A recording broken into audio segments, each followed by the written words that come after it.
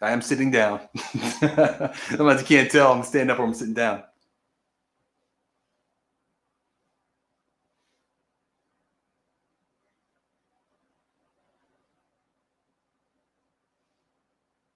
All right.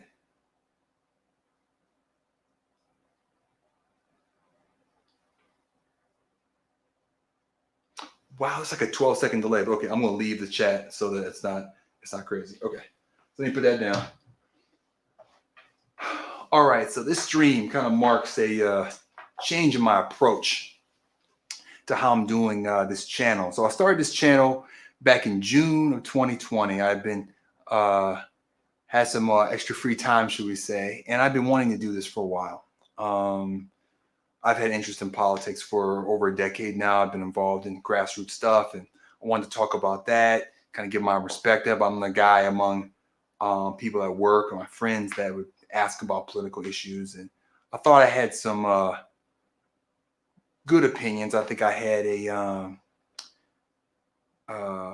but one thing I kind of found and what inspired me to make the channel was that I felt like getting lost sometimes in all of the minutia of day-to-day life and of day-to-day politics and the election cycles and all this stuff is beginning about something like democracy, a core concept about ruling together as a community, as a society, of sharing that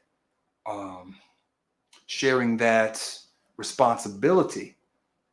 You know, that's the key difference between democracy and everything else is with every other form of government, in theory, other people are in charge. In democracy, in theory, we're supposed to be in charge, which is why it seems to be the best form of government we've come up with, as problematic as it also seems to be in terms of, making sure and protecting, human rights and protecting, worrying about, the majority oppressing the minority. Because unfortunately, with all those other forms of government, it's a minority oppressing the majority, which to me seems at best a wash and most of the times much, much worse. Anyway, so I started the channel. I said, okay, I want to talk about democracy. I want to talk about governance and kind of a different perspective, because there's plenty of people on YouTube and on social media in general talking about politics, one form or the other, many of whom are much more successful than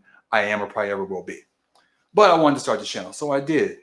And the idea of it was to do video essays, like to write them. I'm a writer kind of at heart in terms of my creative outlets.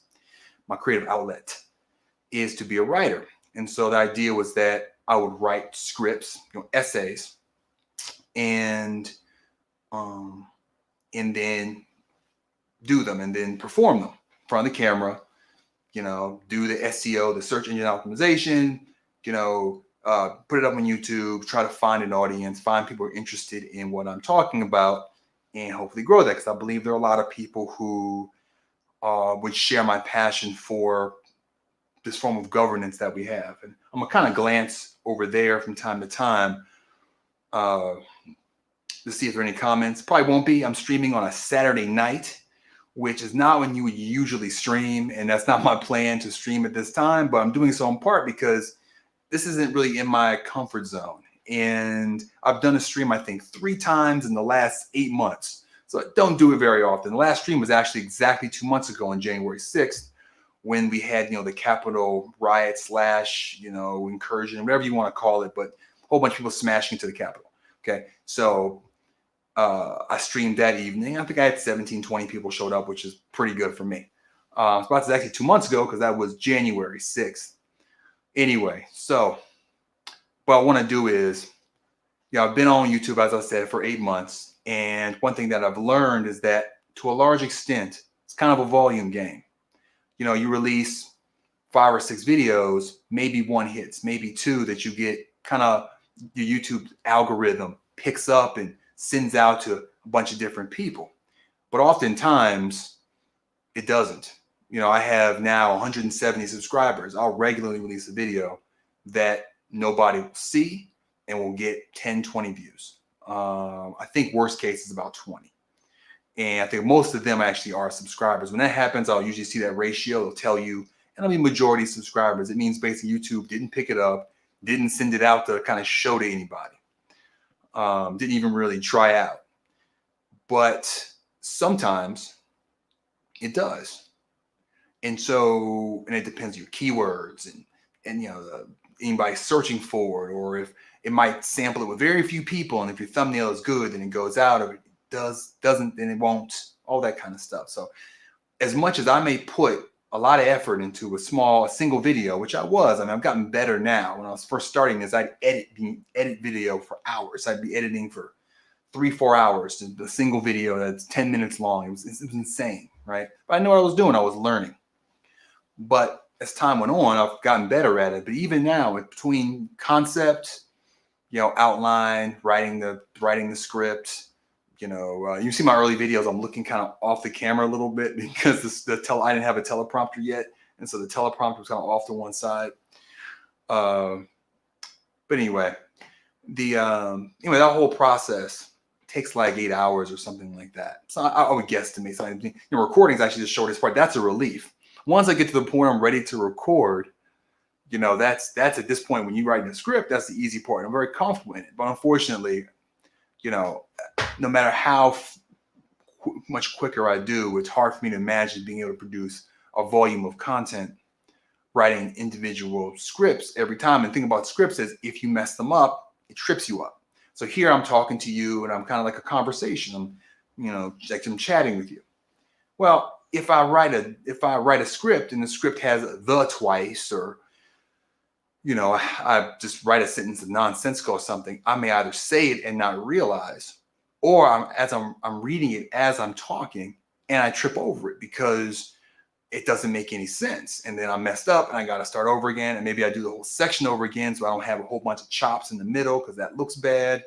And that's how your time goes out, increase editing time, working time. So I said, okay, what I need to do is, and here's the other thing too, is that the smart thing to do if you're trying to do YouTube, you're trying to do videos, is to look at what other people do that are doing similar videos to yours. I've watched videos generally about YouTubers and about what to do in terms of building your content, finding an audience, all that kind of stuff. But you have to kind of look at people that are doing something like you are because they're making or have made the mistakes you maybe haven't even made yet. And so what you have to do is figure out what are they doing and what's working. Now, unfortunately, some are so big, some YouTube channels are so big that it's hard to figure out what they're doing right or what they did right because they've already gotten to the point where they're successful. So if they're doing that, and let me see. Yeah. So if they're doing that, then they're not going to drop clues anymore necessarily to how they became successful. So I've noticed with a lot of successful political commentators that are on YouTube, they mostly don't do SEO. They rarely ever use tags. Some of them don't even worry about their titles being optimized for search. They just essentially say, I'm going to beam this out. My sub base is several 100,000 people. YouTube will use that data from those impressions to decide whether to push it out wider, and I'll roll the dice. So they don't need to. Once you have a big enough base of subscribers, you don't need to worry about SEO because ultimately the suggested content takes over, and what YouTube pushes out to people who aren't looking for what you're selling or talking about, whatever you want to call it, per se, doesn't matter anymore. And this has happened to me 2 or 3 times where I've made a video that somehow was so successful in drawing people that the search amount paled in comparison to the suggested amount, which means YouTube is just going, just finding people, just saying, hey, you might like this video. You try it out. How about you try it out? You try it out. It's just sending it out to people, beaming it out to them, thousands of people. And I might get 5 to 10% click-through rate. And that's, a few hundred people, a few thousand people. So my biggest video is like a little over 2,000 people. And it's still getting pushed out today because YouTube says it's a winner, but it's my only one. And I've made about 80 videos, something like that. And of those, YouTube has really liked about 2 or 3.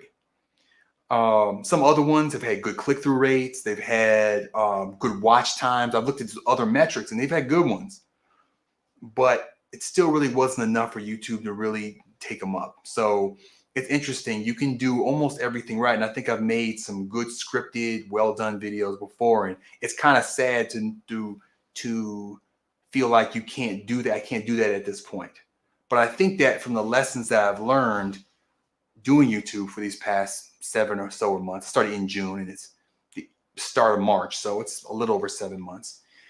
The lessons I've learned and looking at what other people in a similar domain do, they do streams. They do different types of streams. Some are more like a TV show. Other ones are much more of a guy like sitting at his computer, talking at a camera, kind of off to the side while he's kind of actively working on his computer and he's showing them. So there's different, even among streamers, there's different approaches to how to do political streaming. And I don't know yet which way I'm going to do. I'm doing it this way because this looks the most like my existing videos. And I'm going to cut this up and release it in chunks too. I'm going to have the whole stream, but it's kind of unlikely that something that's, over an hour long is going to get pushed up by YouTube to suggested viewers or even get caught on search very well. So the plan is I've got an outline. It's over here on a screen. I'm trying not to work off of it. I'm trying to look at the camera because this is practice. Like I'm saying, I'm not good at this. I'm not comfortable doing this. So I'm trying to practice focusing on the camera, talking into the camera. I've also got my face right next to it so I can kind of see myself talking. That helps a little bit because it's weird to talk to the eye of a lens, as anybody will tell you. But I also have an outline over here. It's eventually going to be over there so I can kind of just look past the camera to it. But right now, it's over here. And then I have the computer that's plugged in there. And I got my phone here. Now I'm just pointing out stuff in my room, my office. So what did I miss? So the difference is I can build these outlines more quickly. I can get used to talking on stream, which it seems like sometimes I may want to do without an outline at all. Like if some important event happens, just hop on stream. That's what I did on January 6th. And it actually worked fairly well. And I think I got 2 or 3 subs from that. I mean, it works. People from all types of YouTubers do that. And people come in, they're looking for something to watch. They see a stream. So we'll check him out, see if he's any good.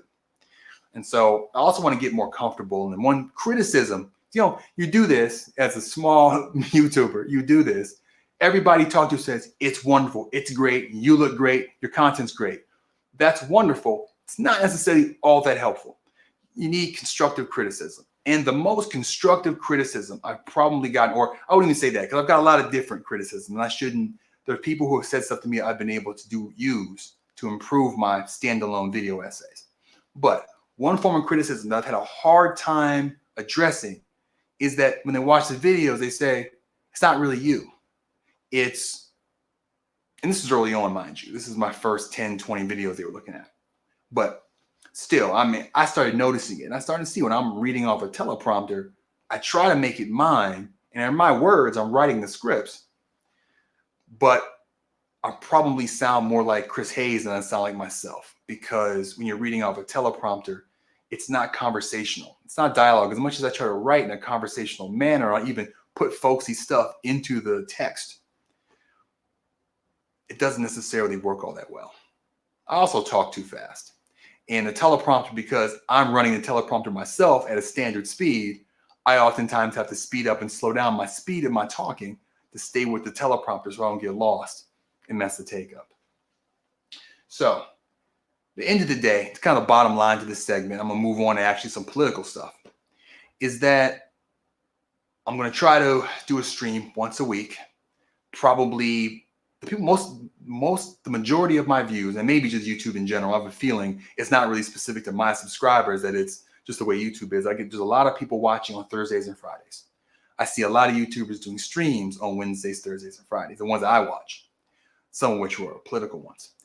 And so I think I'm going to try maybe sometime on Thursday and see how successful that is. So this is Saturday night. I'm hopefully going to have another outline up, and I'm going to write it up and then be ready to stream on Thursday. I might adjust my setup here. This paper behind me actually is covering up my bookshelf, and I've had it up now for a while, so I can't get to a lot of my books I've had for more than a few months. I have new books, a pile of new books out in the living room, probably got from Christmas and what have you. But I can't really get to most of my other books. And so I actually got one of those devices where you can roll up and down the sheet. And so I'm going to install that this week. And so I'm going to modify my studio here a little bit. But I want to try this streams thing. I want to try And hopefully my outlines will be in front of me so I can look at them easily. I don't have to look way over here to look at them. But I do understand that doing this is probably going to lower the quality, perhaps, maybe not, of my streams. It's going to be more uhs and ahs. I'm really making a conscious effort not to do that. I'd rather just try to do pauses rather than do that. But it might have to be a step back to take 2 steps forward. But I hope you understand, if you're a subscriber who happens to be watching or see this stream comes up on your channel afterward. I mean, it probably will get pushed out to at least some of my subs. They'll probably see it. So if you see this, understand that, hey, I'm trying something a little different. That's what you have to do when you're small. You've got to try to shake things up sometimes a little bit, go outside your comfort zone. I got maybe a little too comfortable doing the video essays, and this may not work any better. It may be worse. I may end up going back to doing the video essays, but I want to give it a shot, see how it goes. Now, I should have used PowerPoint, but I used Word. What that means is I got to scroll down on my computer to get to the next set of slides. Oh, I forgot to mention that. I am going to be doing California politics some too. That's one thing I noticed there's not a whole lot of right now is like California politics. There's a lot of national politics, mostly national politics, and social media and people talking about other YouTubers and stuff like that. And I'm actually going to talk about another YouTuber later in this video, but only in part because I talked about him previously. And I thought it was kind of an interesting turn for what's happened recently, kind of changing a little bit my perspective on him. So that's Jimmy Dore. But that's going to be coming up in a little while. So what I'm going to try to do with all these videos is start off with a good introductory sentence and kind of get going. And then, because it's going to be cut into a YouTube video. So I'm going to go forward and I'm going to take the first thing and then I'm going to just start talking. If I think I lost my way, I'm going to go and I'm going to look at the screen, try to find my way again, and go through the video. When I think I'm done, I'll check my comments, see if I have any comments, see if anybody's watching. Probably not. Saturday night. Not very many subscribers, but we'll see. And I can't tell if I have anybody watching right now because I'm on Facebook and on YouTube. I don't see any comments. If you're here, if you could leave a comment, that's cool. I can actually see the comments come up on my computer right now. Otherwise, I can't tell if anybody's watching. It'd be nice to know. It'd be nice to see a comment pop up, and I'll check them in between the 5 segments that I have set up. So we're gonna get ready to go. Man, this is gonna be tough because I feel like it's not necessarily gonna go well, and I'm gonna want to stop, but I'm just gonna keep going. So this is not gonna be as long as a second. All right, this is how I am when I'm doing my video essays. Get ready for this. Okay. So, writer David Sirota, who has an outlet that he started called a website called the Daily Poster. It's a poster, right? Daily Poster. So David Sirota, a writer, has an outlet that he started called the Daily Poster that he's trying to get people to kind of give him, subscribe to, get involved in. He wrote an article about what's been happening recently with the COVID-19 negotiations in the Senate. And he coined what I thought was an interesting term, the Manchin Presidency. The basic idea is this. Joe Manchin, as a senator, is willing to loudly and proudly say that he will not support legislation that has the broad support of both the Democratic Party and Americans at large. This comes up now because obviously of the COVID-19 bill, which is polling very well. Most people in America are in favor of it. They're in favor of raising minimum wage to $15 an hour. They're in favor of, relief checks as much as possible. They're in favor of all of that. Manchin is not. He is on his own. Now, he's a senator from West Virginia. He's conservative himself. But he's not just conservative in a social way, in a cultural way, the way that you would expect in West Virginia. He's not just conservative because, he thinks people should be able to buy assault rifles if they want them, or because he thinks Roe v. Wade was wrongly decided by the Supreme Court, okay? He's not just conservative that way. He's economically conservative. And what's interesting about that is West Virginia isn't necessarily as economically conservative as him. The minimum wage in West Virginia actually polls fairly well, above 50%. So when Joe Manchin started rumbling a few months ago about, He doesn't like the minimum wage being in there. Thinks it should be a lower amount. And, I had a video not too long ago. Actually, I think it might be my last one, where I talk about how Biden basically took a dive on minimum wage. Well, why was that? It was because Joe Manchin in particular, there are a few other senators, but nobody as vocally as Joe Manchin said, hey, I don't really like this being in here. And so what Joe Manchin did was, because he signaled to the parliamentarian, hey, if you don't want to have this in there, you can go ahead and take it out. And then his chief of staff says, hey, if the parliamentarian takes it out, we'll accept it. So they signal to the parliamentarian, go ahead and take it out. Okay. He does so. Bernie Sanders tries to get in Senator Chuck Schumer also. Well, Chuck Schumer, here's the thing.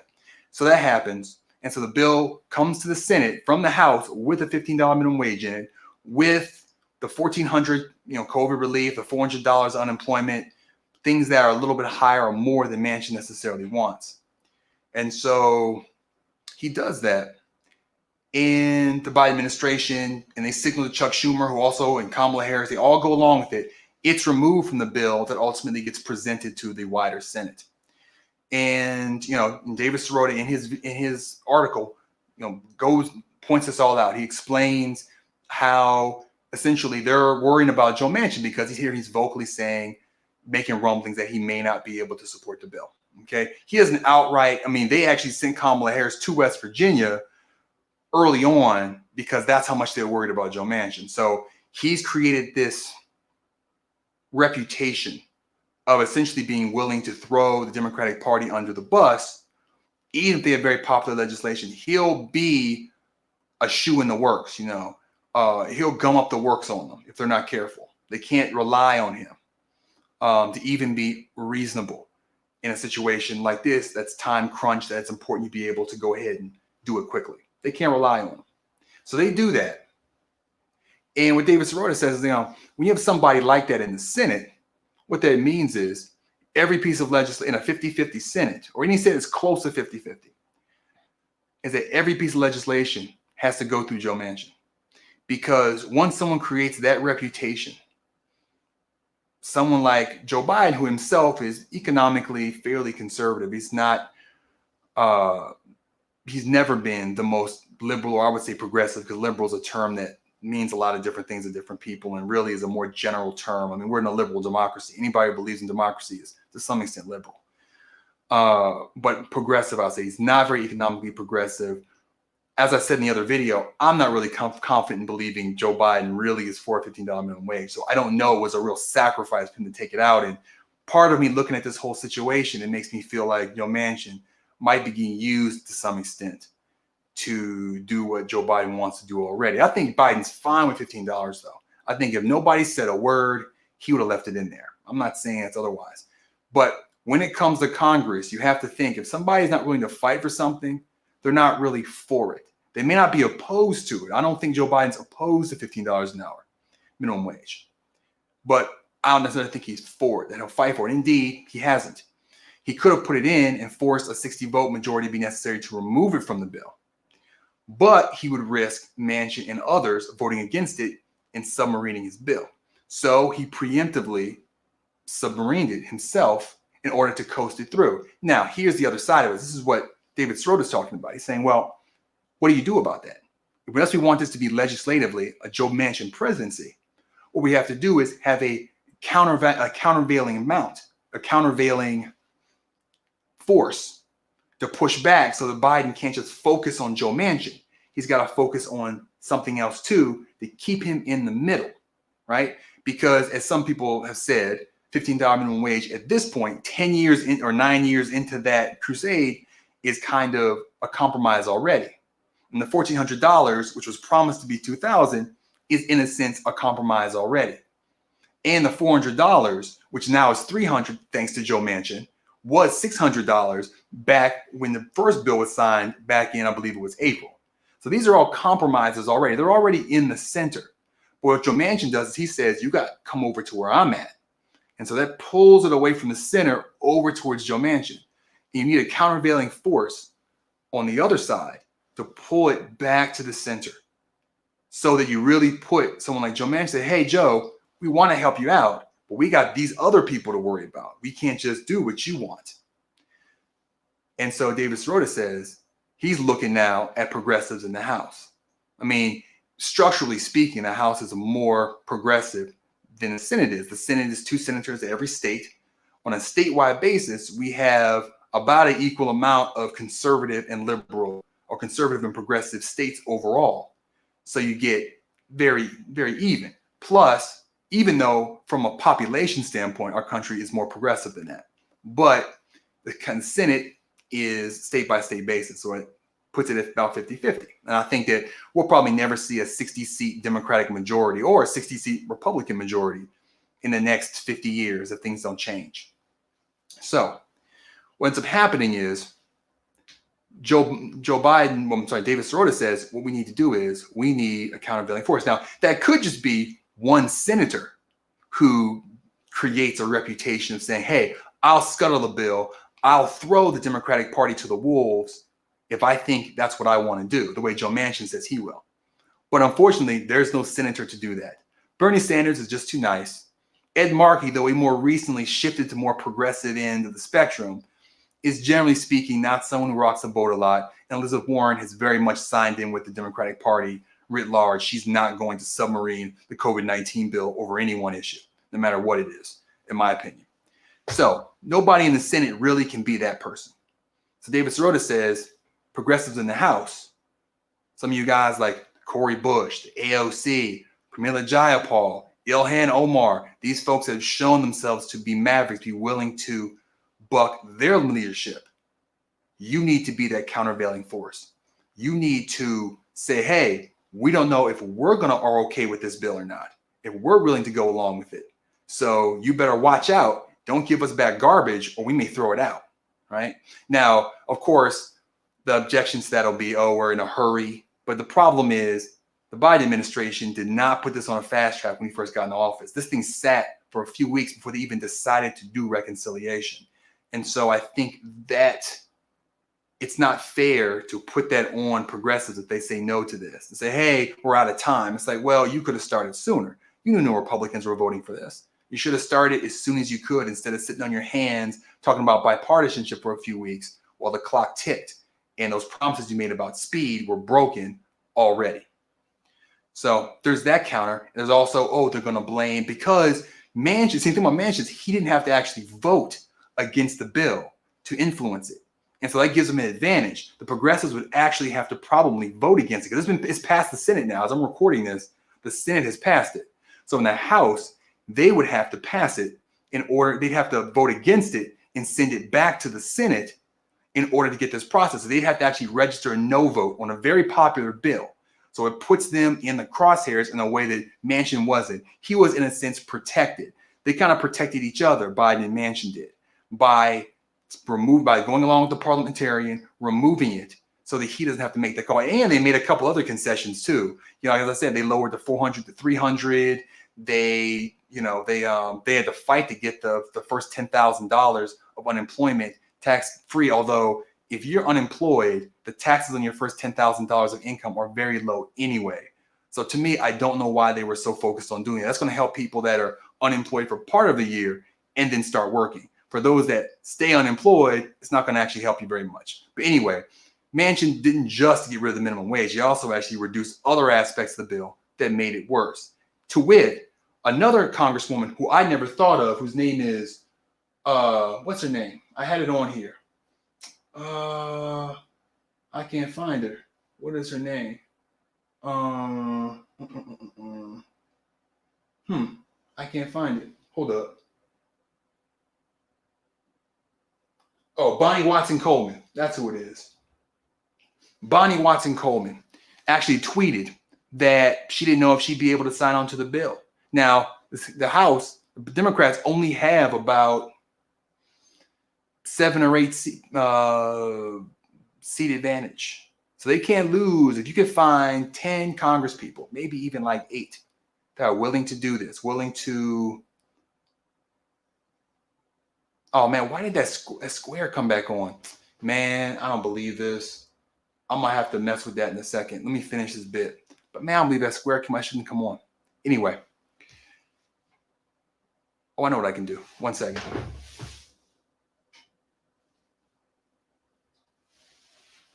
All right. And that did not work.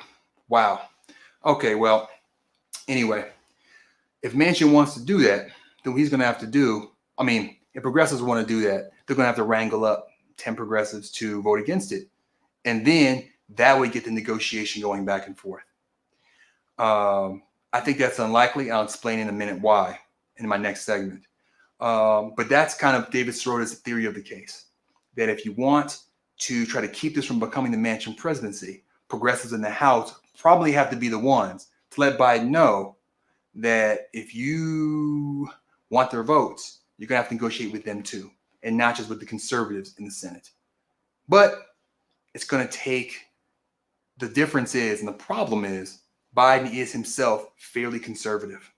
And because of that, he's more inclined to quietly work against them, make back deal calls to Manchin, and then do like this and present the progressives with a completed bill and dare them to veto it. But as I'll get to in my next segment, I actually hope they do veto this. Or I think they probably, I'm not 100% sure. It's a tough call, but I would be very proud of them if they did, because it would take a lot of political courage to do so. We'll see what happens. If you like the video, hit like, consider subscribing, and click on the slides below to continue watching 10 Minutes for Democracy. All right, there you go. So that's my first bit.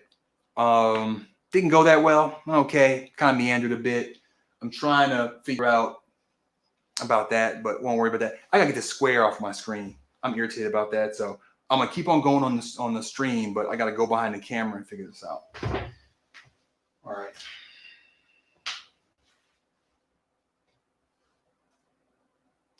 All right, so we're gonna,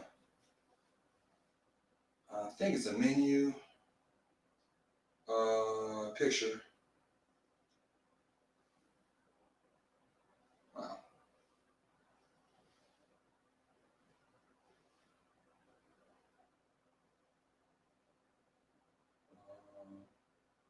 Course setup, symbol off, face recognition off, face framing, no, off. There it is.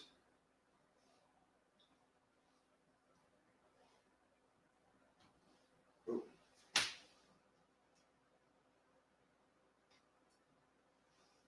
There you go. All right. On to segment 2. Now, I see messages in Facebook. I don't know what that's about. I see messages in Facebook. But again, this is my first stream. I'm doing it Saturday night because this is this is a new try, and my studio isn't set up properly, so I'm it's a little extra right here. As I said, my thing's over here. So I'm gonna go into my second segment now. My mic is up there if you're wondering. You know, most of the podcasts have a mic they can hold on to and kind of talk into it and kind of do the radio guy thing. I don't. Mine's up here. It's like a directional boom mic that shoots down at me right at my mouth. So that's how that's going. So, okay. Second segment. So a few weeks ago, I made a video called, I can't remember the name of the video, but the title of the thumbnail was a picture. Okay, I'm gonna start over. I messed that up. I'm gonna try again. Okay, so a few months ago, I released a video with a picture of the expanded squad with AOC and Rashida Tlaib, but also Jamal Bowman and Cori Bush, and I had frauds already. And the purpose of the video was to talk about some recent anger that had been directed towards them because they hadn't done what some progressive advocates, specifically on social media, like Jimmy Dore, like Brianna Joy Gray, who I think may have originated the idea, or was it? No. I think Jimmy Dore originated the idea, and then she picked it up from Sam Cedar, who mentioned it on his show. Anyway, so they did that, and they were starting to be called frauds. Hashtag fraud squad was trending because they didn't do hashtag ForceTheVote, which was hold up the confirmation or the vote on Nancy Pelosi's speaker until they got a 4 vote on Medicare for all. No, I'm not going to relitigate the whole situation. But I felt like a disagreement about a single strategic approach was not a good reason to call all the members of the squad, these progressives who we ostensibly agree with more than anybody else, and have already shown more ability and more, what's the word? They're more able to or more willing to protest and to rock the boat than most other people ever do. So to cast them aside, dismiss them and say, it's third party or bust, there's no point, there's no hope, I thought was a bit unfair. And Jimmy Dore, who's a very successful online political commentator, was one of the cheerleaders of that. And I actually mentioned him, I kind of wish I hadn't, because I saw a video actually about the People's Party, which I've watched some stuff about them. I had a video about the People's Party. And he got angry at one of his colleagues and was very belligerent to him. And I kind of criticized him. People said, oh, that's why you don't want to do Force the Vote, because you don't like Jimmy Dore, like that. And I thought, I wish I hadn't mentioned him at all. Because to me, I look at it intellectually about the issue itself, not about Jimmy Dore, the individual. I was just kind of an aside. But again, that's why I try to avoid asides, because it muddles the issue. But this time, this video actually is about Jimmy Dore, because I had actually not really heard much about Jimmy Dore for a long time. I only heard about him a little bit. I watched the Majority Report sometimes, and sometimes they would dunk on him. They say, oh, look at this terrible thing he said, that kind of stuff. But he never came up on my feed. I never much watched him. And then Force the Vote came up. Some stuff happened with that. So I watched him some. So now his videos pop up in my feed sometimes. And so I can't help but see that he's kind of getting up in an uproar again, because like I pointed out in the previous segment, the progressives have an opportunity here to use leverage to try to put the minimum wage, which is supposed to be popular and is even supposedly supported by Joe Biden and Manchin and some of the other senators who also voted against it in the Senate, to tell them, no, hashtag force this new vote. I don't know if can you use the same hashtag again? Will that be confusing? I don't know. But hashtag force the vote on the minimum wage. Say no to that COVID relief package. Send it back to him. I'm sure he's saying, I haven't watched them, I don't know. But I'm sure he's saying they should do what they want. They're frauds. Okay. I'm just assuming he's saying that. He may not be. I don't know. But what I'm here to say actually is that he has kind of a point. Last time I was like, it's too soon. And I kind of feel like for people like Jamal Bowman and Cori Bush, it is too soon. They just got there. And asking to show that kind of political courage is a lot to ask for people that would be single-term incumbents in a year and a half to vote down a COVID-19 bill. However, someone like Cori Bush, especially, I think she might still do it. But I just think it's a lot to ask from people who just got there. AOC, on the other hand, who is very popular and should not really be worried about her own seat, shouldn't really have much fear in terms of that. And in fact, I think she's someone who could be potentially influenced by pressure from the left to make a move, to make a difference. But back to my point, I think he has a point in the sense that if they're not willing to put their cards on the table when it comes to big votes like this, this is something that is popular with the American people. Medicare for all is a little more 50-50 than this. Minimum wage polls very well. The relief bill in general, as it originally was written by Joe Biden with the minimum wage, was very popular. It's not too much to stick your neck out, because this seems winnable.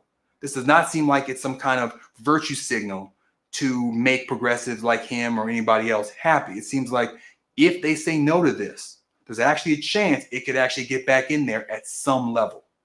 And to me, that makes it worth the political capital, seemingly. And the other thing, too, is this, and this is the basic point about Jimmy Dore.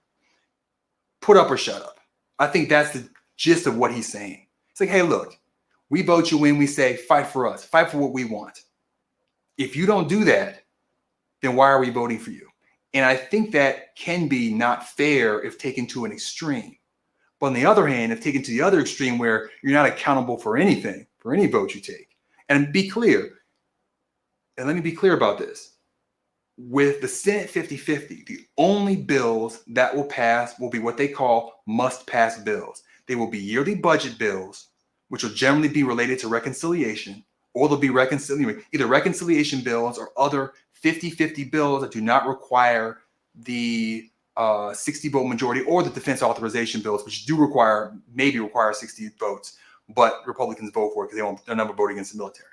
But those are kind of, they're 60-40, so you can't really do this for them anyway if they are 60-40. So all you'll have during Biden's first 4 years, or these first 2 years, are must-pass bills. So you have this reconciliation bill. You get one more relatively soon, which they want to use on infrastructure. Then you get one more next year, and that's it. So that's 3 votes. I mean, there are a few other minor ones, but they're not very many. So the reason why I say that is there aren't that many votes for AOC or for progressives or for the so-called squad to show us that they're willing to fight for us. They can talk all they want. It's funny. After this got happened, the minimum wage got taken out, and the votes started happening, and Sinema did her little thumbs down dip and all this stuff. All these tweets from the progressives, I follow them on Twitter because they say a lot of good stuff, a lot of interesting stuff, and I want to promote it if it's worthy. They talk about all this stuff, and they start posting messages like, "This is unbelievable. I can't stand this. This is unreasonable." And I message back to every single one of them, what are you going to do about it? You have a vote too. Did it do Jamal Bowman? I think Ro Khanna, I think he said something like that. AOC, Cori Bush, Pramila Jayapal, at least those 5. I think there were 7 or 8. Now, I don't follow every single member of the squad, so some of them made it come and go, and I missed them. I might have just missed them. But they're all posting about I can't believe, the Senate did this. It's reprehensible. I'm like, well, what are you going to do about it? Is that just talk? Is that just virtue signaling? Hey, on Twitter, we're your heroes. What are you going to do about it? So, I think that every case is different. And you have to look at the context. And this is a tough vote because it is COVID-19 relief. What's left in the bill is also still popular.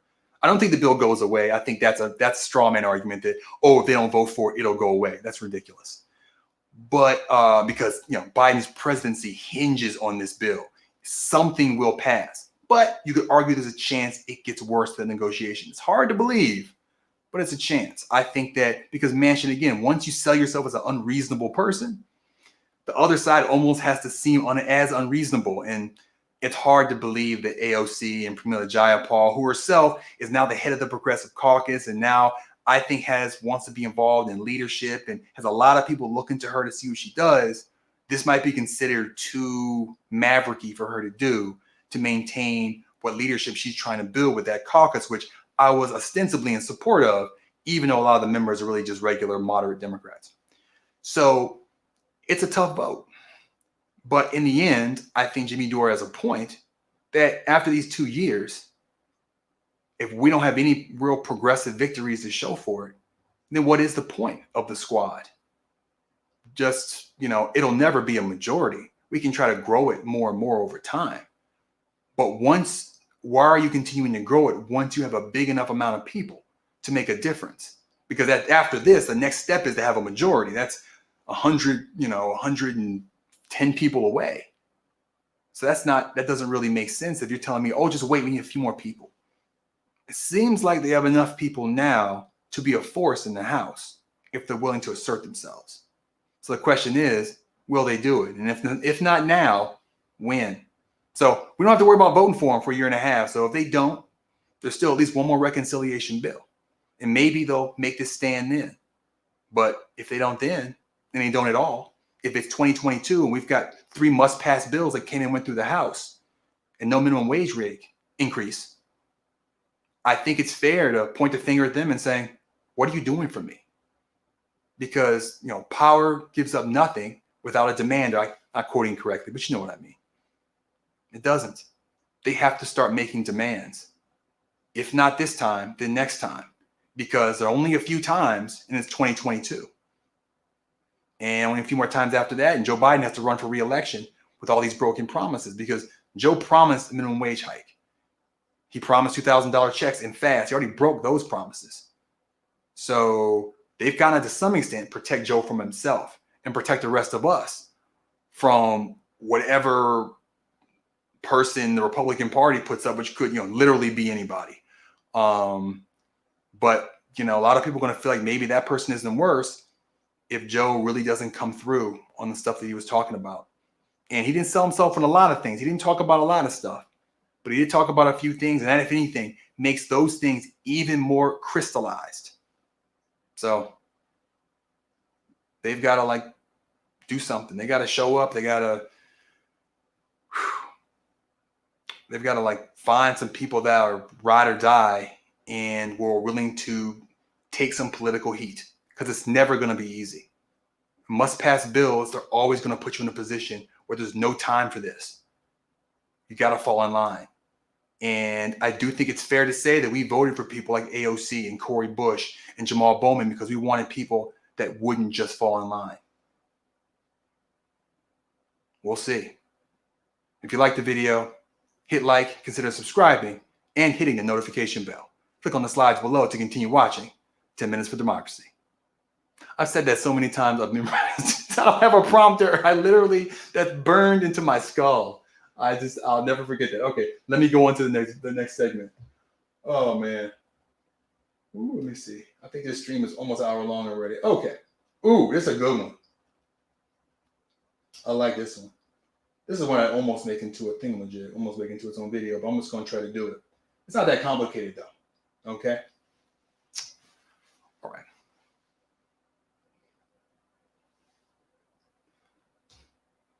I think we need to face the fact that the Supreme Court will be a conservative court for the next 1 or 2 generations.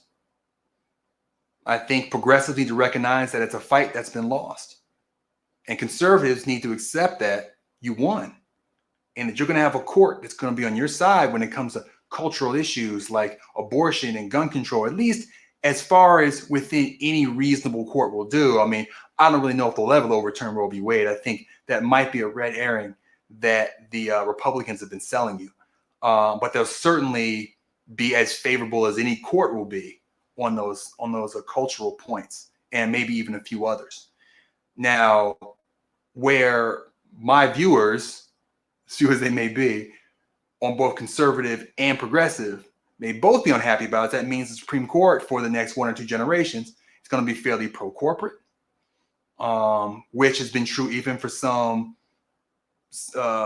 justices that have been appointed by Democrats, like even like Hagan actually is not as pro-corporate as probably some of the conservatives on the court, but I don't think she's as anti-corporate as, say, Sotomayor is, or even as Ginsburg was, who I think wasn't as anti-corporate as Sotomayor was. And the court seemingly is more okay with anti-democratic decisions, like the one in 2000, and I believe it was 6, that gutted the Civil Rights Act, the Voter Rights Act. So the reason why I say that, the reason why I think that's important is that, I've been an adult for a while now, and one constant in politics is when the presidential election comes up, both sides say to their constituents, you got to vote for me because of the Supreme Court. Because if you don't vote for me, some justice might die or retire, and you're stuck with the other president, the one you don't want, gets to appoint the justice. Well, guess what? Right now, I believe there's like 5 justices that are in their 50s or late 40s. Like, this court, as it stands, aside from maybe Clarence, and this is a 6-3 conservative court. The only conservative justice anywhere near a point where you would expect death due to natural causes is Clarence Thomas. All the other 4 justices, I believe, are in their, I think one's in his late 50s, one in mid 50s, and then like 3 are either in their early 50s or late 40s. I think Comey Barrett might be 49. One of them, I think, or maybe Gorsuch was 49 when he got appointed, but now he's like 52 or something.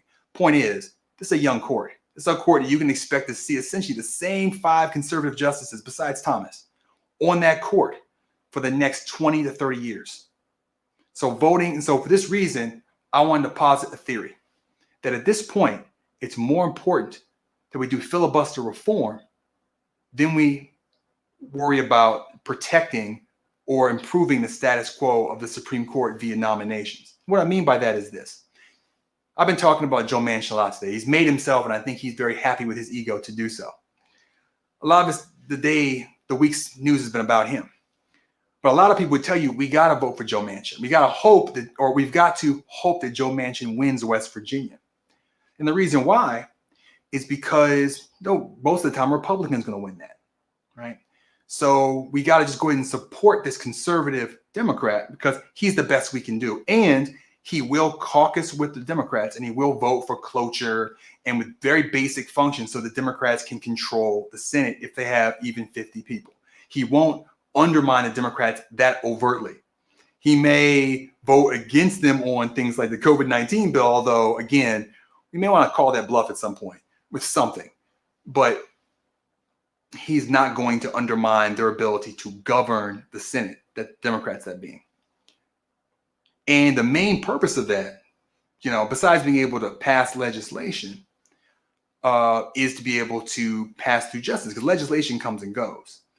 But being able to pass through, and also, as I said, besides reconciliation, you can't really do a lot of legislation without a 60-vote majority right now because of the filibuster.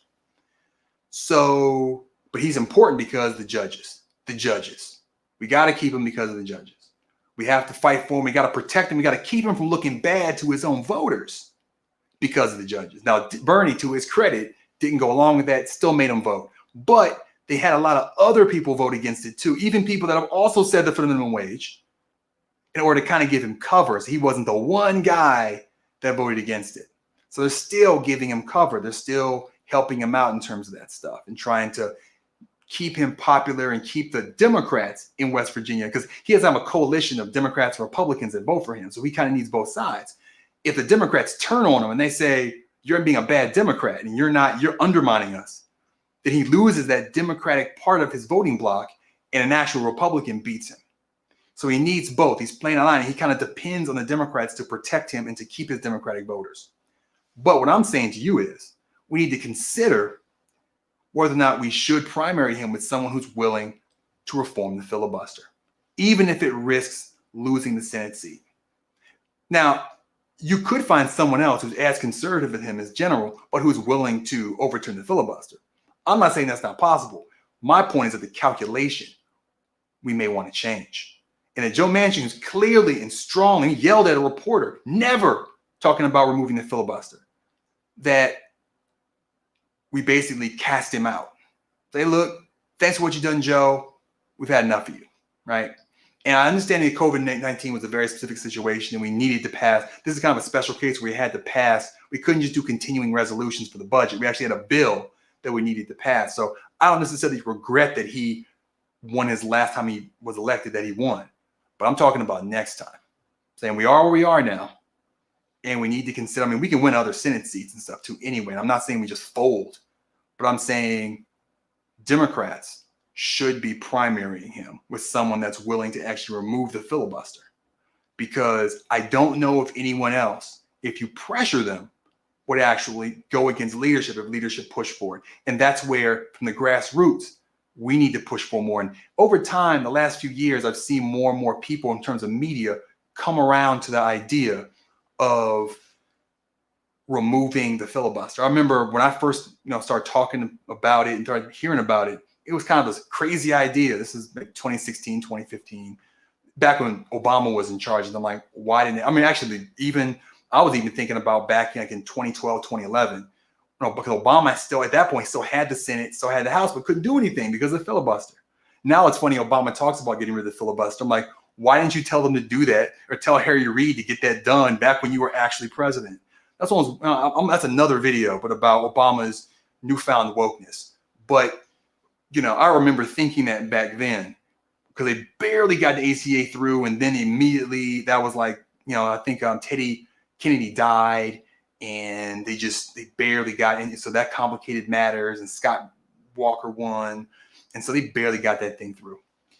But we have to, I've kind of lost it. That's what happens. I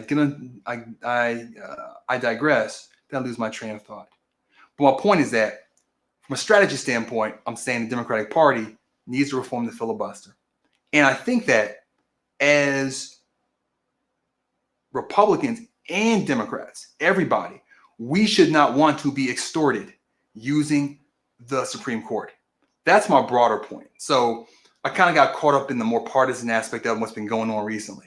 But that's why I was mentioning conservatives early on, because I don't think that as a conservative, even if you prefer a quote unquote conservative court, although, as I said, I think that you probably like the cultural conservative stuff. I don't know if you're pro corporatism, pro the corruption and anti-democracy and all those kind of things this court also seems to do. I don't know about that. And I think those things can and should be bipartisan. But my point is that we should want our government to govern. And in order to do that, with the way things are now, the filibuster is standing in the way. I have no problem with, the Republicans like to threaten, oh, if you take away the filibuster and we're in charge, we're going to wreck shop. My feeling is if you're in charge, go ahead. That's democracy. Whoever's in charge. Now, the Senate's very undemocratic. That's a different problem. But we play by the rules of the game we're in. So if Republicans control the Senate, they get to do what they want with the Senate. Pass whatever bills in the Senate that they want to pass. That's democracy. What we've had for decades, is mostly gridlock.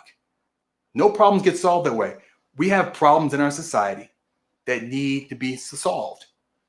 Democratic Party will have their answers. Republican Party will have their answers. In theory, okay? But the answer isn't do nothing.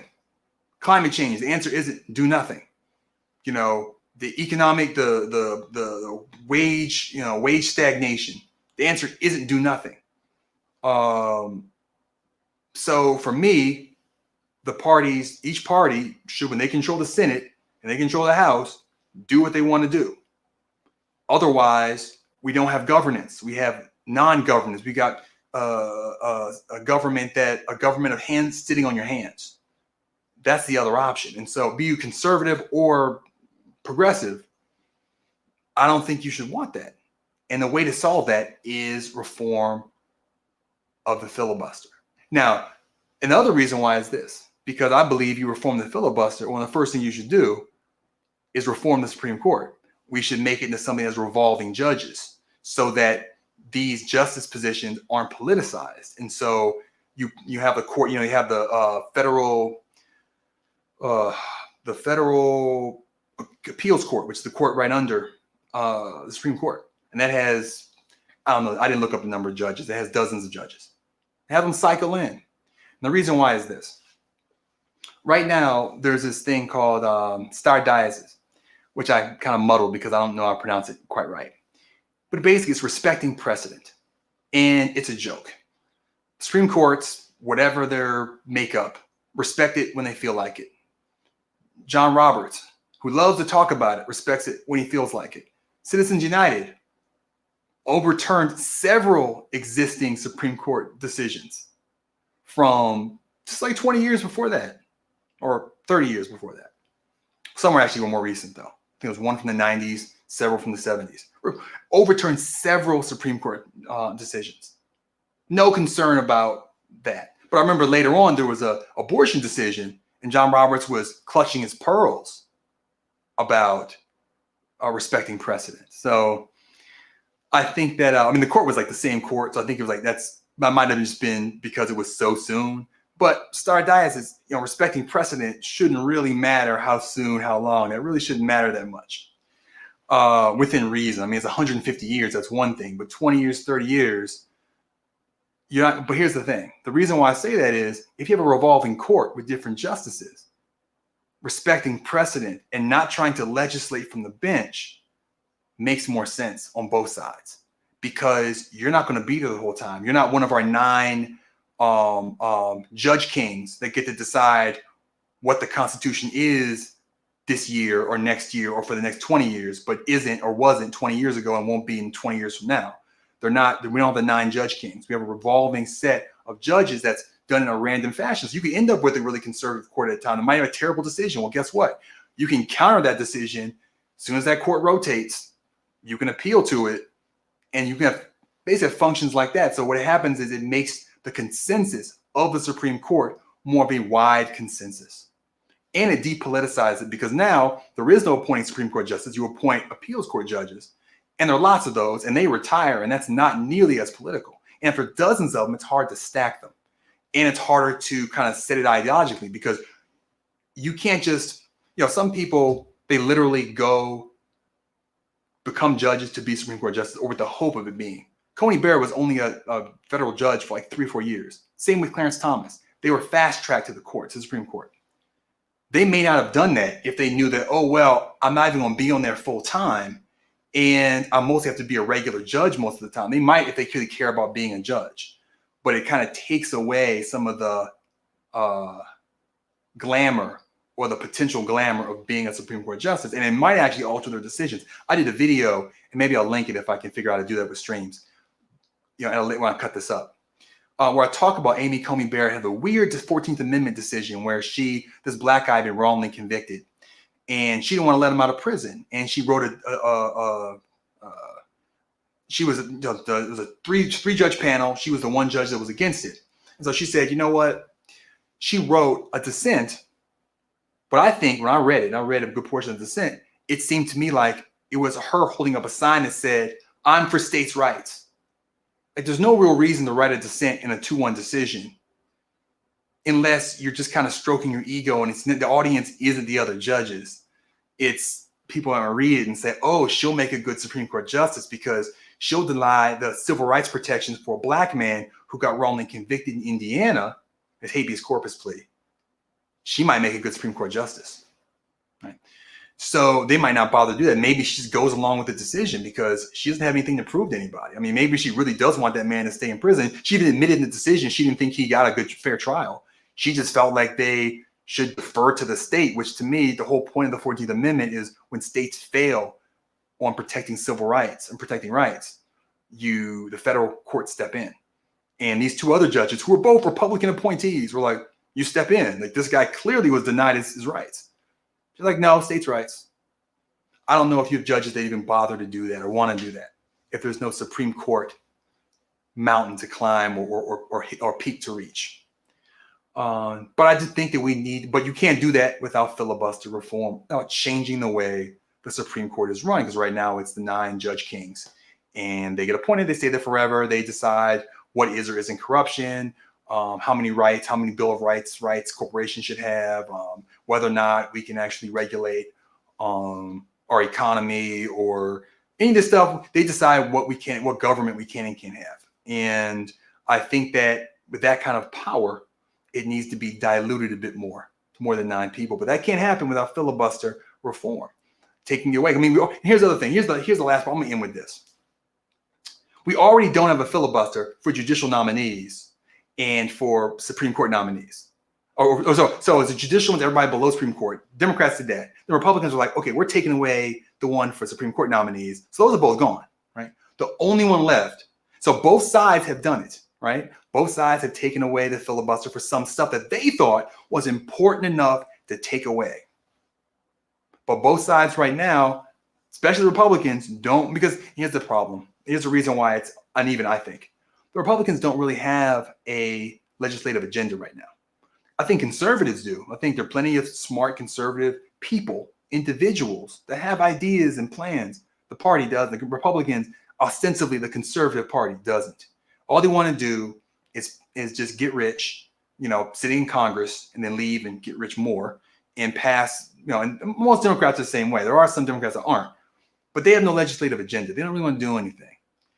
So why would they get rid of it, right? Whereas the Democrats have stuff they want to do. Some stuff's better than other things, in my opinion. And, but honestly, the point I was trying to make is both sides already know the filibuster is broken. They know that they can't, the other side is, each side is intractable. Okay. So the question is, you have to ask yourself, is why should we keep the filibuster for legislation, which we need to solve important problems, when we've gotten rid of it for nominating judges, which to me, if anything, is less important than legislation to deal with things like climate change and wealth inequality and the forever wars and all the kind of issues that we have. It seems like those are bigger problems than whether or not we're missing a few people wearing black robes. But right now, both parties, it's the reverse. To some extent, that some Democrats are coming around now because they actually have an agenda they think they can pass. But it's always the situation. But we're not. See, we're people. And so we get to be consistent. And so I want to get rid of the filibuster. And if Republicans are in charge and they get rid of it, I'll be like, great, it's gone. So when the Democrats are in charge, they won't have one either. That's how I'll feel. Of course, they're politicians, they're hypocrites, most of them. So they'll go back and forth and do it when it suits them. That's fine, but I'm not trying to convince them. I'm trying to convince you. We should get rid of the filibuster so we can address the politicization of the Supreme Court long term. The short term, as I said, jury's out. Jury's out on it.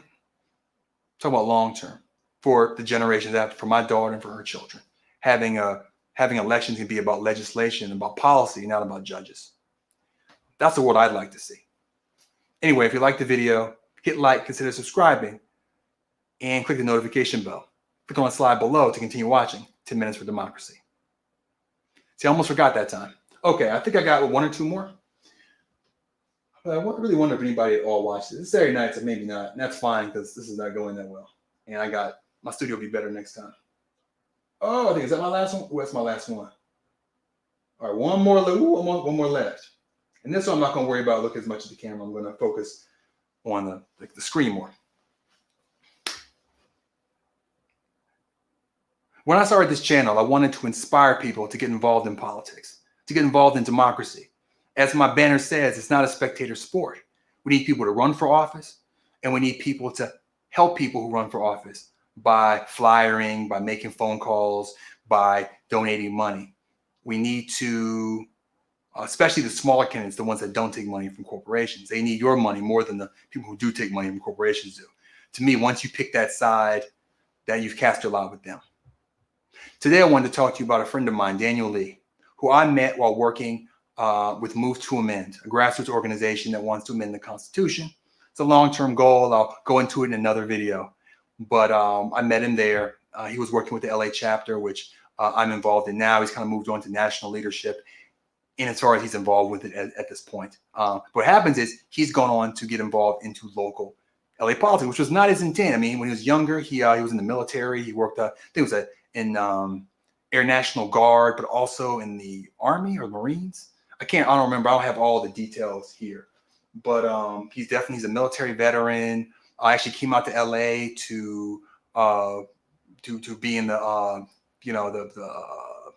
what would you call it? The industry, making movies, TV shows, that kind of stuff. Kind of like I think a lot of us have those kind of dreams. And but he kind of became politically involved as he got older, same as I did.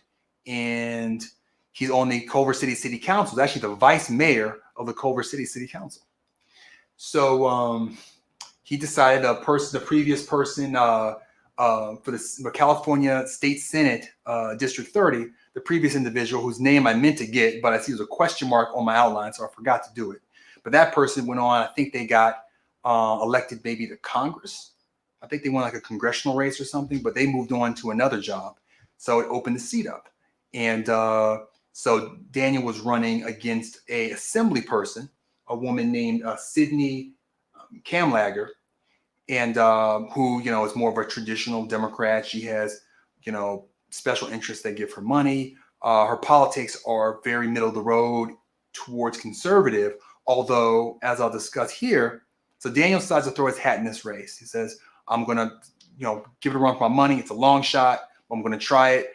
And part of the reason why is because just by running, by getting in debates and making yourself a legitimate candidate, you can pull candidates more to the left in his case. Now, for you, you might be conservative. You might want to pull them more to the right or pull them to the center. I don't know. The point is, it's not just about winning.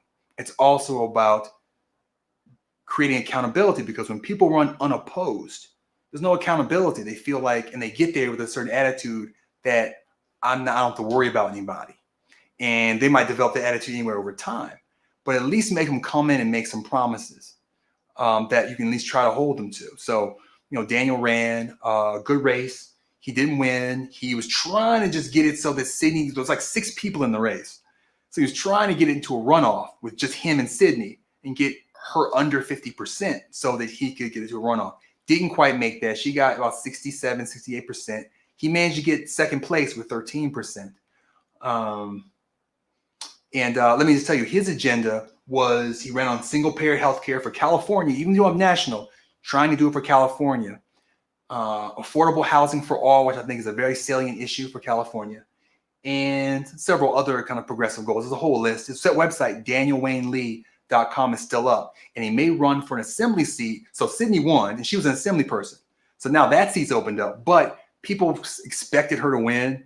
And so they already started going into it. And some of the people that support him for the state Senate seat have already kind of set their eye on other people and can make commitments to other people. So he may not go for the assembly seat, but he has created a good coalition that involves Sunrise Movement LA endorsed him, DSA LA endorsed him. They also did a phone banking forum. That was one of the things I did for him. I hate phone banking.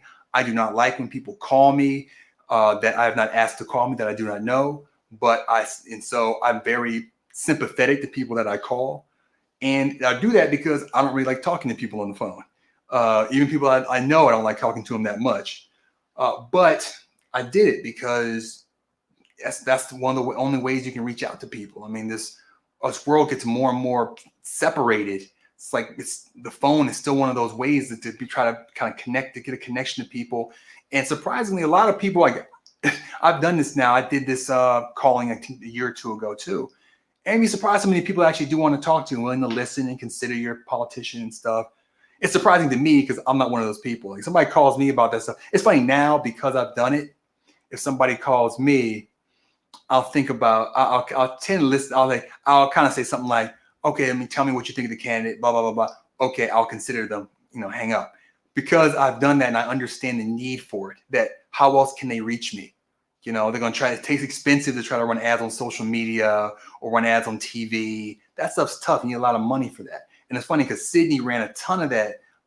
Sydney Kamlager, she papered her district with flyers. Like, I want to say it was something 5 to 7 different flyers she had that she was sending out. She had all manner of social media ads.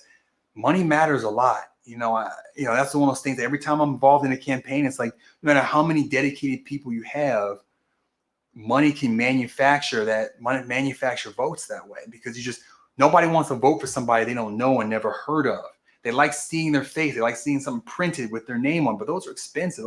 That's $10s, $20s, $30s, $40,000 to make those things and mail them out. That's a lot of money. But yeah, so I did want to make this video though and talk about Daniel because I think he's going to be in politics for a while. We don't know, and he doesn't know what his next move is, but it's going to be something. And so I wanted to make a video with his name as a tag and like the headline. I wanted to share my experience being on his campaign, working on it. It was a short campaign too. He only had like 2 months to run. If he had 5 or 6 months that you usually have, for a normal election, and it wasn't a special election, he might have had a better chance. I think the 13% actually wasn't that bad considering how little time he had to work with. And so I was impressed by him. I wanted to take some time to talk about him a little bit. I was hoping that my following would be bigger on social media by now, and I could before the campaign, but it isn't. But I still it's worth putting a video up and talking about him because he's worth getting to know. I think he's a politician that he's a good guy and he's very down to earth. And I look forward to seeing him represent people of California, either in the California State House, or federally at some point in the future. It's a skill, it's a talent to be able to do politics. It's not easy. And oftentimes it draws, I think, the wrong kind of people, very ego-driven people. People that's kind of, like some people have said, it's Hollywood for ugly people. But I think that he really wants to make a difference and really believes in the stuff that he talks about because he believed in it long before he ran for any office. And that's what really kind of makes a difference. Somebody believes for something when they never expect to actually be in a position to do anything about it. That's sincere. So I hope you'll maybe go to Daniel Wayne Lee's website while it's still up. It may not, I don't know how long, it may be up forever. I don't know. Some of these politicians' websites stay up forever, or maybe he'll be able to keep his up for a long time. But check him out because he's in Culver City, that area. So if you're in that area, you may watch this video and then 30 years from now, he's running for president. And maybe you remember this. Who knows? But he's my friend. He's a good person. And I'm glad he ran, even though he didn't win. And I'm glad I did what I could to help him and also donate to his campaign as well. And so I'm going to go ahead and wrap up this video. If you like this video, hit the like button, consider subscribing and hitting the notification bell, and click on the slide below to continue watching 10 Minutes for Democracy. All right. So I wonder if did I miss anything? I don't think I missed anything. So I didn't really want to look on this screen a whole lot while I was doing this. So I kind of just focused on remembering. I did for a lot of those. These were not the best. As I said, I think I gotta take a step back to take a step forward here. Oh, I shouldn't do that because the mic, it's pointing out again. I'm probably gonna point it further down and straight out at me or something. I'm not sure. This is a tryout. I'm just working on this. If anybody watched, I appreciate you watching. The stream will be up in my streaming list, and I don't know what I'm gonna do. If I'm gonna put the stream out for people, or if I'll just wait and show the video, because I do have on my YouTube, I do have my Facebook and my Twitter. I post videos there. I wonder if I should post this. I'll probably put a disclaimer like it's a long video. It's my first try at kind of streaming with outlines in kind of a setting. I'll probably put a disclaimer with it because this is not easy for me. But I want to see if I can get good at it. I'm going to give it, probably at least a few months. Make outlines. I actually have stuff for next week already. I want to do a YouTube short about Harriet Tubman because I love that she's going to be on the $20 bill. I think that's awesome. I'll make a video about that. I could probably just cut this and use that, but I'm going to write something different. I'm going to have a good first line because shorts are. So I'll probably actually memorize that or have something that's 30 seconds long for that. And I got a couple other things too. So I'm already kind of ready to do another one, but I got to pace myself. So for you out there to watch, thanks for watching, and have a good rest of your evening.